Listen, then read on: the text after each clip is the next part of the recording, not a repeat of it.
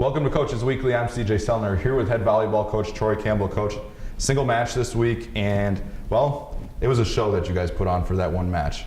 Yeah, I think that being at home, of course, we're supposed to take care of business, but I thought that we came out and played a pretty complete match, maybe the most complete match that we've been able to play my entire time here. So from our back row play to all of our attackers to Nikki, we just looked super solid. And it was nice to see kind of the implementation of a game plan and it be implemented immediately.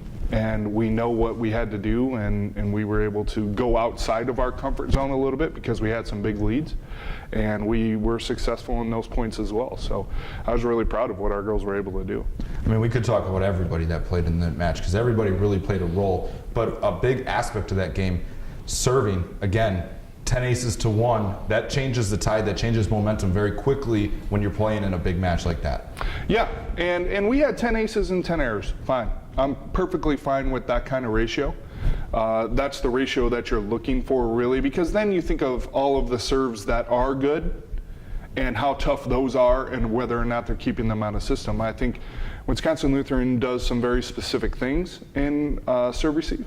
And I was actually, they chose receive. They won the toss and chose receive, and our girls go, are they, what are they thinking? And we won the first point of every game.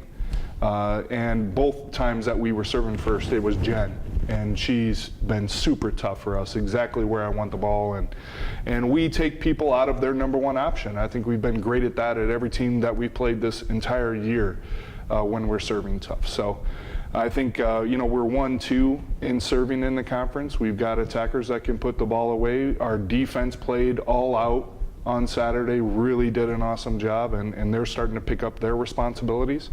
And when you put all of that together, I think we're pretty tough. One of your attackers that just stood out completely was Jalen. We've talked about how she's really kind of developed and really taken on a big role this year. But, 17 kills. She hits over her season high over 400. That gets going, man. Good luck, because I remember one point where she put the ball down in the center of the court and you just kind of looked, and it bounced up. It might have been accounted for a three-pointer if women's basketball season was going on as well. Yeah, she's got so much power, and part of her development has been harnessing that power, because power doesn't mean anything in volleyball unless you can predict where the ball is going to go. And she's gotten so much better at making sure that she's hitting good seams and good angles and making good choices on her off-speed shots to keep teams honest and not have them just stacking on her all the time. And part of it is she plays next to Shannon. And Shannon is a big offensive pull for us, and she holds the block a lot. And that space is created through Nikki getting her the ball at the right pace.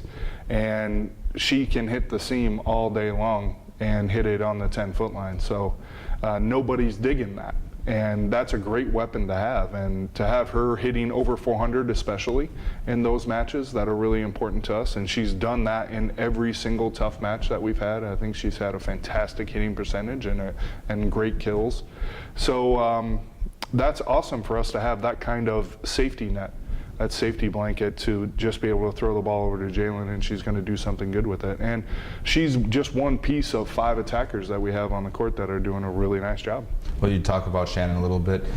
She's now moved up into the top 30 in the country in blocks, and how important has that played into your guys' success, especially as you guys have gotten into this playoff run?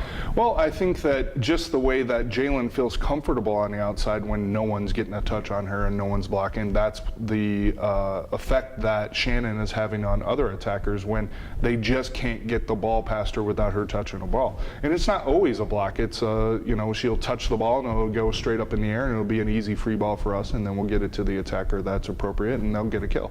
So she's a big part of those plays too. And she's just blocking so much smarter this year. There's not those mistakes that she was making where she wasn't in a proper hitting lane or she wasn't penetrated and stuff like that. She's just so much more comfortable out there, and she's assessing what's happening pre-point so much better, because that's where all the information occurs, is before the ball is contacted pre-serve, and she's really developing what is possibly going to happen, really knows the game plan on what they're doing in serve receive, and then she's in those proper hitting lanes. So, yeah, I'm really proud of what she's doing, and hopefully she can keep it up. You guys head into the final week of conference, 3 big conference matches. Nothing's really decided in the conference. You look at CU Dub now has 2 losses. It's big bunch between 2 losses and 4 losses, going basically second in conference all the way down to 7th or 8th. You guys are right in the middle of this race now. You take on IIT on the road, then you head to Wisconsin for back-to-back matches Friday and Saturday. Your thoughts on the week, kind of where your team's at mentally, and kind of your expectations? Well, you know, all 3 on the road, our final 3 conference matches. It's always tough to play on the road in our conference, and IIT being brand new, it was tough to play there last year for us, and we're expecting that same kind of welcome tomorrow. You know, I think they're a very, very physical team. They run a quick offense, and hopefully with that same service pressure, we can keep them off balance and keep in control of the game the entire time. If we do that, you know, we should be okay. And then this weekend, Marion and Lakeland is an overnight for us too. So taking that long trip every other year has almost always been a split for us, and we'd like to turn that around. You know, Marion is a tough team. They've taken a lot of the teams that have played us tough to 5 or beaten them. They've got, I think, 5 losses in conference, and we have 4. So very comparable teams, and hopefully we can play the way that we have these past couple of weekends.